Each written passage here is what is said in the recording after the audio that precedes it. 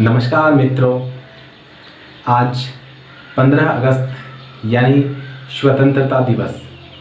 आज पूरा देश 74वें स्वतंत्रता दिवस को बड़ी धूमधाम से तो नहीं मना रहा, लेकिन ध्वजारोहण जरूर कर रहा है। इस दिन हमारा देश अंग्रेजों की बेड़ियों से मुक्त हुआ था, यानी हम आज़ाद हुए थे।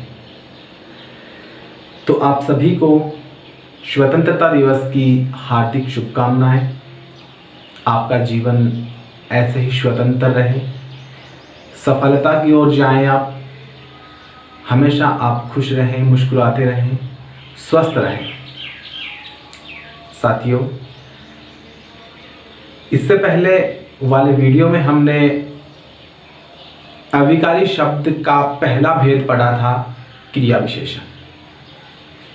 अविकारी शब्द वे शब्द होते हैं जो कारक, लिंग, वचन, काल इनके अनुसार प्रभावित नहीं होते हैं। इनके अनुसार इनमें कोई विकार उत्पन्न नहीं होता है, अविकारी शब्द कहलाते हैं।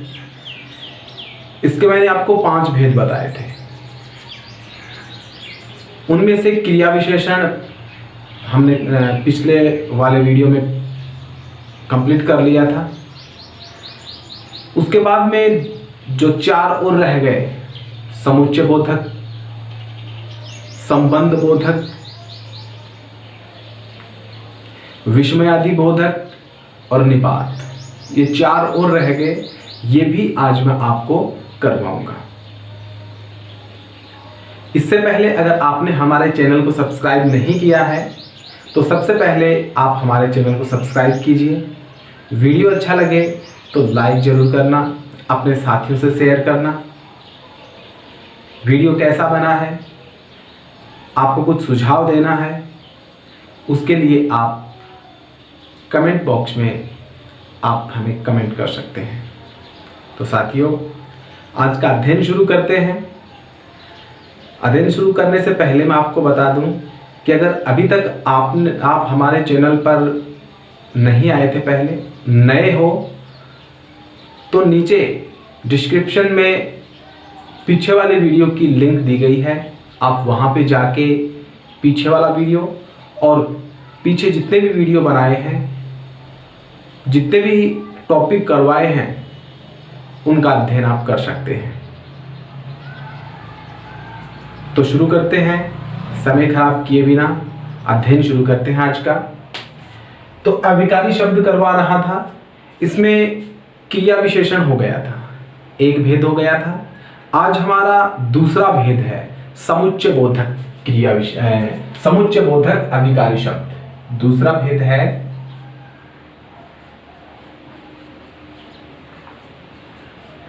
समुच्चय बोधक।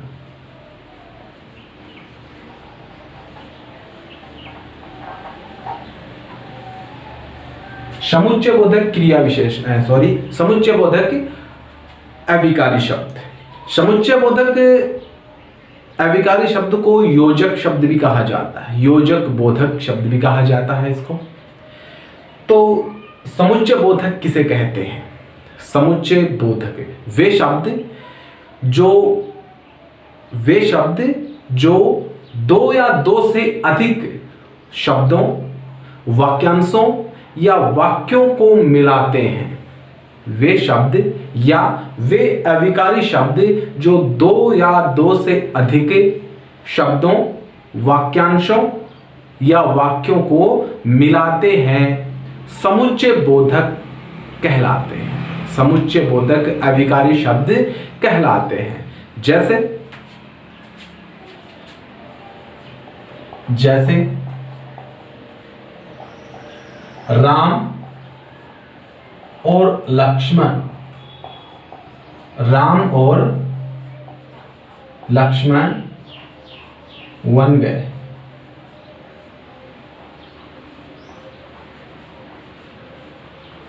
वन में कौन कौन गया? राम और लक्ष्मण।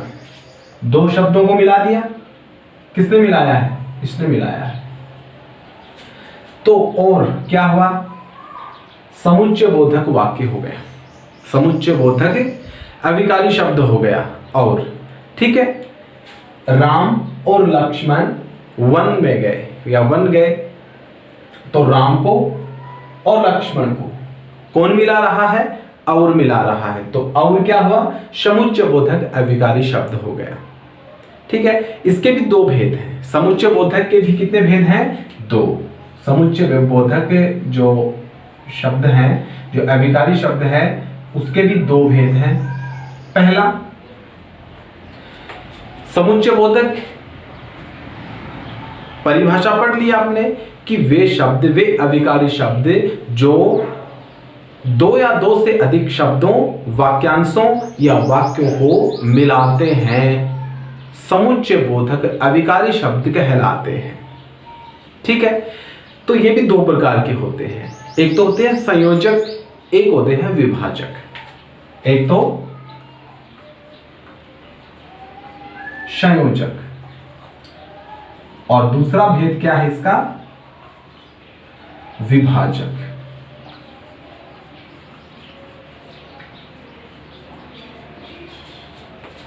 समुच्चय बोधक जो अविकारी शब्द हैं उसके दो भेद हैं। पहला संयोजक, दूसरा विभाजक। नाम से ही पता चलता है, संयोजक संयोग करवाना, मिलाना, विभाजक विभाजन करवाना, अलग करवाना।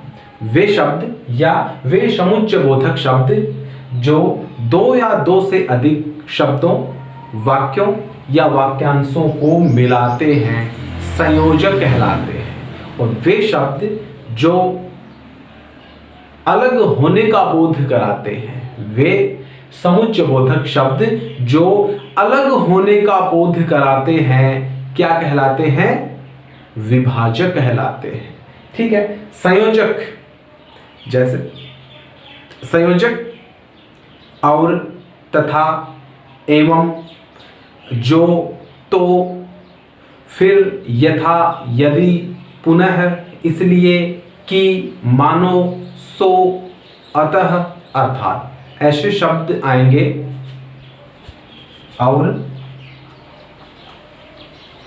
तथा, एवं, अर्थात, पुनः, यानी वे शब्द होते हैं जो मिलाने का कार्य करते हैं। कौन से शब्द होते हैं? वे शब्द जो मिलाने का कार्य करते हैं, वही संयोजक कहलाते हैं। संयोजक, जो, तो, जो, तो मोहन आएगा तो सोहन भी आएगा। तो दो वाक्यों को मिला दिया इन्होंने। ठीक है, अतः है, माना, सो, अतः, मानो, सो, ये जो शब्द होते हैं, ये शब्द क्या कहलाएंगे? संयोजक शब्द कहलाएंगे। ठीक है, ऐसे शब्द वाक्यों में जब भी ये शब्द आए तो उसमें आप क्या करोगे? संयोजक, समुच्चय बोधक शब्द हैं ये। ठीक है, दूसरा है विभाजक। वे शब्द या जिन शब्दों से अलग होने का भाव प्रकट होता है, अलग होने के भाव का बोध होता है, उसको हम क्या कहेंगे? विभाजक कहेंगे। जैसे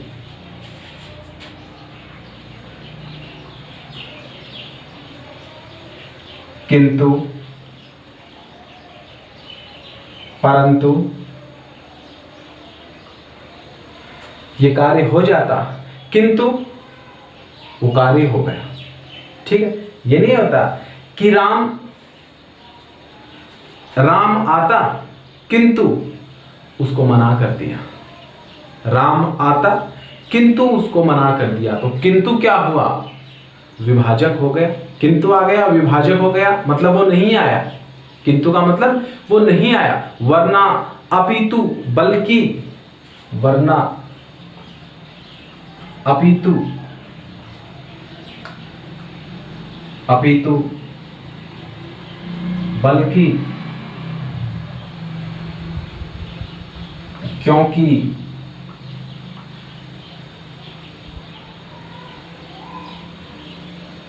क्योंकि ये जो शब्द हैं ये विभाजक कहलाते हैं। विभाजक मतलब दो शब्दों को या दो से अधिक शब्दों को, वाक्यांशों को या वाक्यों को दूर करते हैं, दूर होने का भाव प्रकट करते हैं। वे शब्द क्या कहलाते हैं?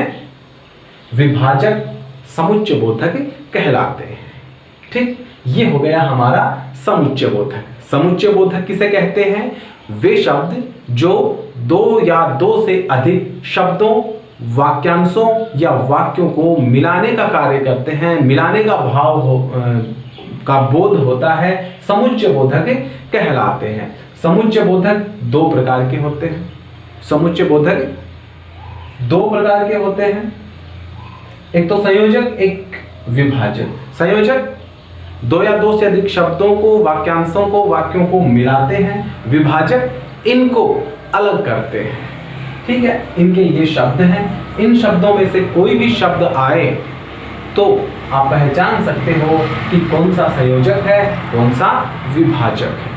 ठीक है, और भी शब्द हैं, किंतु, परंतु, वरना, अपितु, बल्कि, क्योंकि, ताकि, वरना, न, तो। ठीक है, ये भी शब्द इसमें आ सकते हैं। आपको वाक्य को पूरा पढ़ते ही समझ में आ जाएगा कि इसमें संयोजक है या विभाजक है। समझ में आ गया? समझ में आ गया हो तो समुच्चय बोधक हमारा पूरा हो गया। अगला है संबंध बोधक। संबंध बोधक तीसरा, अविकारी शब्द का पहला भेद क्रिया विशेषण, दूसरा भेद समुच्चय बोधक और तीसरा भेद संबंध बोधक, जो अभी पढ़ेंगे। चलते हैं। अविकारी शब्दों का तीसरा भेद है संबंध बोधक अविकारी शब्द। तो संबंध बताना। संबंध बोधक शब्द किसे कहते हैं? वे शब्द जो संज्ञा या सर्वनाम का, वे शब्द जो संज्ञा या सर्वनाम का वाक्य में दूसरे किसी संज्ञा या सर्वनाम के साथ संबंध का बोध कराते हैं, उसको हम संबंध बोधक अविकारी शब्द कहलाते हैं। वे शब्द जो किसी संज्ञा या सर्वनाम का वाक्य में किसी दूसरे संज्ञा या सर्वनाम के साथ संबंध का बोध कराते हैं, संबंध बोधक अविकारी शब्द कहलाते हैं। अविकारी शब्द, संबंध बोधक अविकारी शब्द 10 प्रकार के होते हैं। इसके 10 उपभेद होते हैं, या यूं कह सकते हैं कि संबंध जो बोधक शब्द हैं इनके 10 रूप हैं। कितने रूप हैं? 10 रूप हैं। इसके 10 रूप हैं। परिभाषा आपने पढ़ ली। किसी संज्ञा या सर्वनाम का वाक्य में किसी दूसरे संज्ञा या सर्वनाम के साथ संबंध का बोध कराते हैं, संबंध बोधक अविकारी शब्द कहलाते हैं। 10 रूप हैं इसके। 10 रूप कौन कौन से हैं?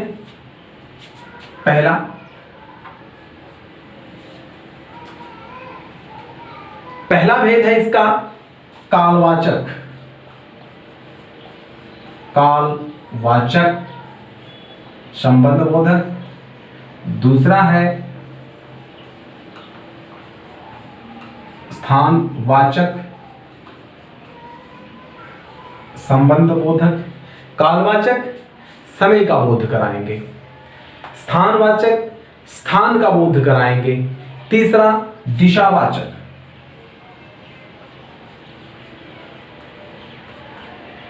दिशावाचक जो दिशा का बोध कराएंगे। चौथा हेतुवाचक, हेतुवाचक कारण का बोध कराएंगे। कारण का, हेतुवाचक मतलब किसी कार्य के कारण का बोध करवाएंगे, किसी कार्य के होने के कारण का बोध कराएंगे। पांचवा सहचर,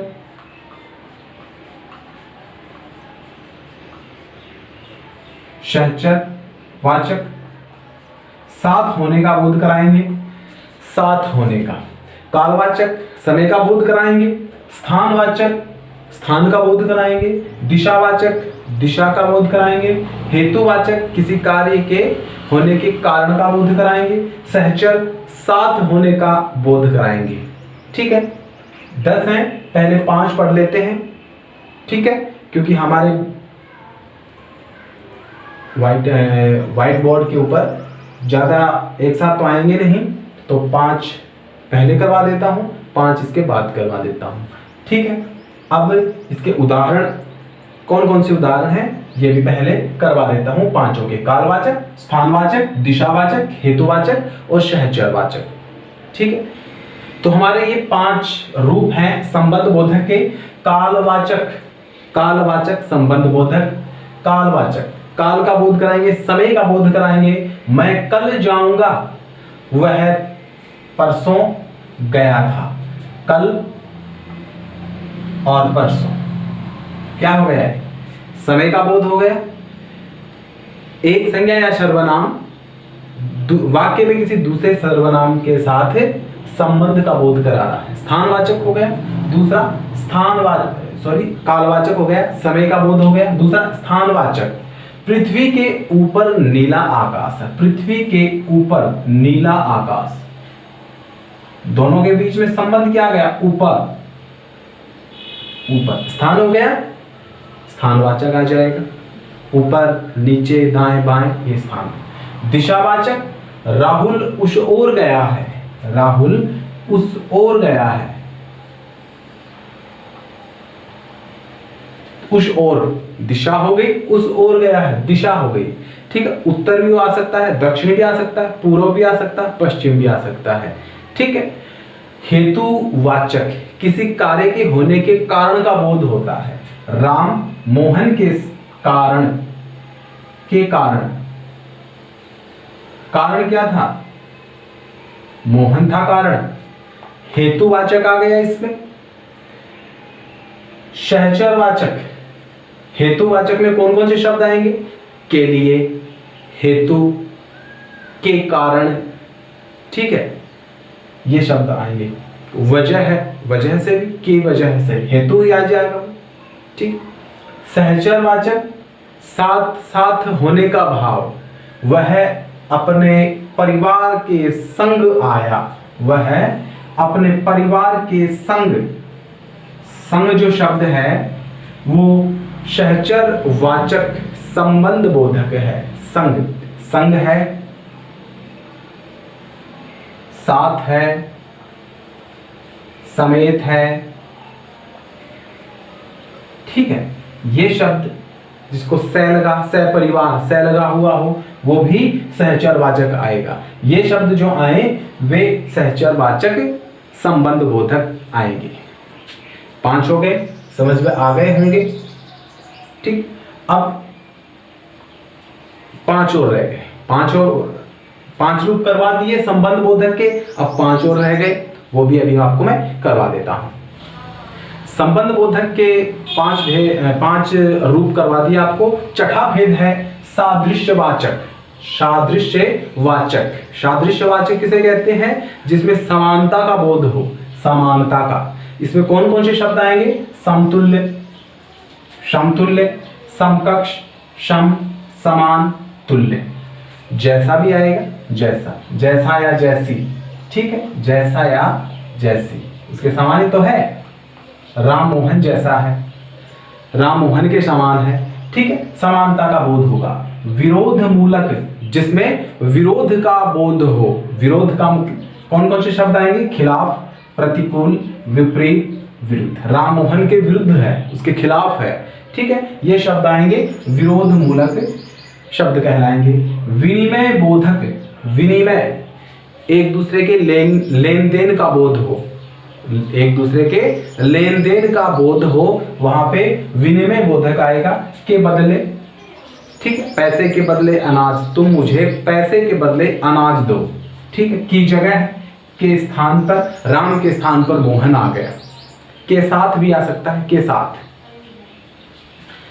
साधन बोधक, साधन बोधक, द्वारा, सहारे, जरिया, माध्यम। साधन, जरिए का बोध हो, साधन का बोध हो। ठीक है, माध्यम का बोध हो। ठीक, किस माध्यम से, के द्वारा, सहारे, जरिया, माध्यम। ठीक है, राम ने बस द्वारा यात्रा की। ठीक है, द्वारा किस साधन से, किस जरिए से, जरिए का बोध होगा इसमें। पृथकतावाचक, पृथकतावाचक अलग होने का भाव आएगा इसमें। दूर, परे, हटकर, बिना। राम मोहन से हटकर खड़ा है, मोहन से दूर खड़ा है, मोहन से परे खड़ा है। राम मोहन के बिना नहीं आएगा, बिना। ठीक है, तो ये जो शब्द हैं ये इन रूपों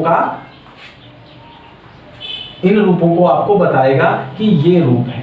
ठीक है, इन शब्दों को आप याद करेंगे, इन शब्दों को आप ध्यान में रखोगे तो इन शब्दों से आपको पता लगेगा कि ये शब्द आएंगे, उसमें कौन सा संबंध बोधक या संबंध बोधक का कौन सा रूप आएगा। समझ में आ गया। ये हमारा संबंध बोधक अविकारी शब्द हो गया। 3 हो गए, क्रिया विशेषण हो गया, समुच्चय बोधक हो गया, संबंध बोधक हो गया। अब हमारा चौथा है विस्मयादि बोधक, जिसको द्योतक भी कहा जाता है। द्योतक, विस्मयादि बोधक अविकारी शब्द पढ़ते हैं। अविकारी शब्दों का चौथा भेद है विस्मयादि बोधक शब्द। विस्मयादि बोधक शब्द वे शब्द जिनसे आश्चर्य, विस्मय, दुख, घृणा, प्रशंसा, इन भावों का बोध होता है। किन भावों का? आश्चर्य, विस्मय, दुख, घृणा, प्रशंसा, इन भावों का बोध होगा, वहां विस्मयादि बोधक शब्द आएंगे। विस्मयादि बोधक अविकारी शब्द होते हैं। जैसे कौन कौन से शब्द होते हैं वैसे? जैसे हाय, विस्मयादि बोधक, ये चिन्ह आएगा हाय, आ, अरे, हे भगवान, हे भगवान, हे राम,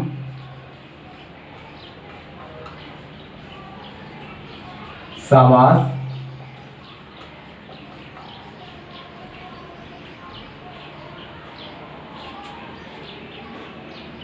शाबाश क्या कह रहा?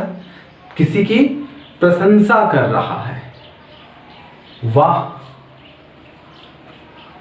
वाह भी, वाह, वाह कहना क्या होता है? किसी की प्रशंसा कर रहा है। ठीक है। हे राम, छी, क्या? छी, क्या आश्चर्य हो रहा है, विस्मय हो रहा है? क्या? हट, हट, घृणा हो रही है। छी, छी, घृणा हो रही है। हट, थू, ये भी घृणा। थू, ये शब्द हाय, आह, अरे, हे भगवान, हे राम, शाबाश, वाह, छी, क्या, हट, थू, ये जो शब्द आएंगे उसमें विस्मयादि बोधक शब्द आएंगे। विस्मयादि बोधक अविकारी शब्द कहलाएंगे। ठीक है। हाय, आह, अरे, हे भगवान, हे राम, शाबाश, वाह, छी, क्या, हट, थू, जिन शब्दों में आश्चर्य, विस्मय, दुख, घृणा, प्रशंसा आदि के भावों का बोध होता हो, वहां पर विस्मयादि बोधक अविकारी शब्द होता है। और इसके ये शब्द हैं हाय, हाय, मैं मर गया। आह, आह, मुझे कांटा चुभ गया। अरे, तुम कहाँ जा रहे हो? हे भगवान, रक्षा करो। हे राम, ये क्या किया? शाबाश, तुमने कर दिखाया। वाह, छी, छी, घृणा को दर्शाता है। छी, क्या? आश्चर्य को दिखाता है। हे राम, हे भगवान, दुख को, ये विस्मय को, क्या? हट, घृणा को, थू, घृणा को। ठीक है। ये हमारा विस्मयादि बोधक वाक्य थे, ये शब्द थे। अविकारी शब्द के 4 भेद हो गए। अविकारी शब्दों का 5वां और अंतिम भेद है निपात। निपात किसे कहते हैं? वे शब्द जो व्याकरण के नियमों से सिद्ध न हो। इसका क्या मतलब है? निपात वे शब्द होते हैं जो वाक्य में कहीं पे भी लगा सकते हैं हम, कोई निश्चित स्थान नहीं होता है, कहीं पे भी लगा सकते हैं। व्याकरण के नियमों का अनुसरण नहीं किया जाता, इसको बनने में व्याकरण के नियमों का पालन नहीं किया जाता। वाक्य में एक नया भाव उत्पन्न करते हैं, वाक्य में नया भाव उत्पन्न करते हैं, ऐसे शब्द निपात कहलाते हैं। जैसे कौन से होते हैं?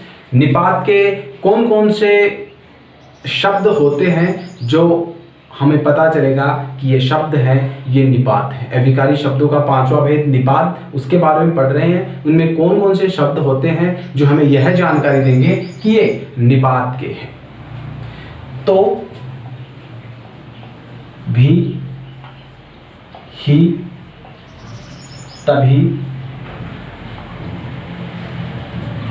इनके ऊपर जोर लगाया जाता है। थोड़ा सा जब वाक्य को बोला जाता है तो इनके ऊपर जोर लगाया जाता है। तक, मात्र,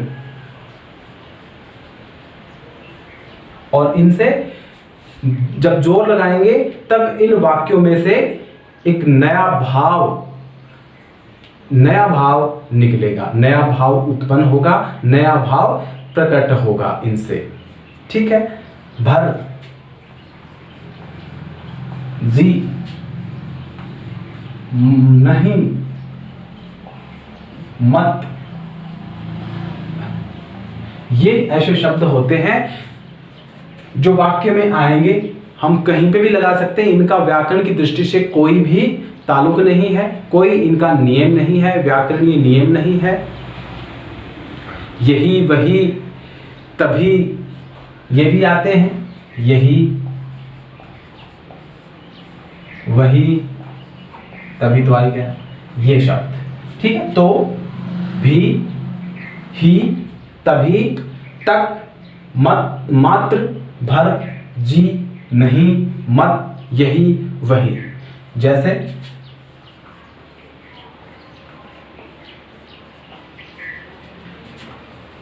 शेर ने ही बकरी को मारा।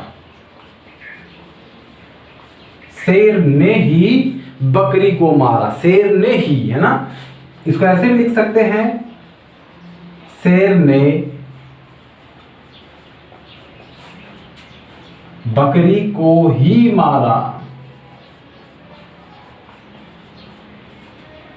भाव अलग अलग हो गया। बकरी को किसने मारा? शेर ने। या इसमें क्या रहा है? शेर ने सिर्फ बकरी को ही मारा, एक को ही, है ना, बकरी को ही मारा। अगला एक और है, मंत्री ने मुझे भी बुलाया।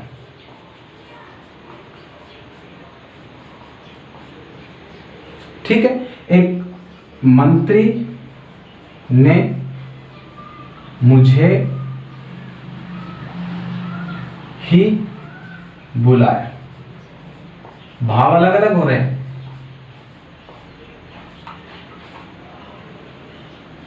इसमें देखो, इसमें देखो, इसमें देखो, इसमें देखो। मंत्री ने मुझे भी बुलाया, यानी सभी को बुलाया है, लेकिन मुझे भी बुलाया है। इसमें मंत्री ने मुझे ही बुलाया, किसी को नहीं बुलाया, सिर्फ मुझे ही बुलाया है। ठीक है। तो ऐसे शब्द जिनका व्याकरण की दृष्टि से कोई महत्व नहीं है, कोई इनके बनने में कोई नियम नहीं है, व्याकरण के नियमों से सिद्ध नहीं होते, इनको बोलने में इनके ऊपर जोर लगता है, नया भाव प्रकट होता है, वे शब्द निपात कहलाते हैं। आपको मैंने ये शब्द बताए हैं, ये शब्द बताए हैं और इसके कुछ उदाहरण बताए हैं। इनसे आप आराम से सीख सकते हो कि निपात क्या होता है। तो ये आज हमारे अविकारी शब्द पूरे हो गए हैं। अब हम इसके आगे रूपांतरण पढ़ेंगे, जिसमें लिंग वचन आएगा। फिर उसके बाद हम कारक, समास, संधि, अलंकार ये सब पढ़ेंगे। ठीक है, तो आज हमारे लिए अविकारी शब्द का टॉपिक है ये पूरा हो गया है। आपको कैसा लगा दोस्तों? अच्छा लगा हो तो लाइक करना, अपने दोस्तों के साथ शेयर करना। अच्छा लगा हो या नहीं लगा हो, आपको कुछ सुझाव देना हो तो मैंने पहले भी बताया है, वीडियो के कमेंट में मुझे जरूर बताना। आपका साथ हमारा साथ बना रहे। मिलते हैं अगले वीडियो में, तब तक के लिए गुड बाय। जय मां भारती, जय हो।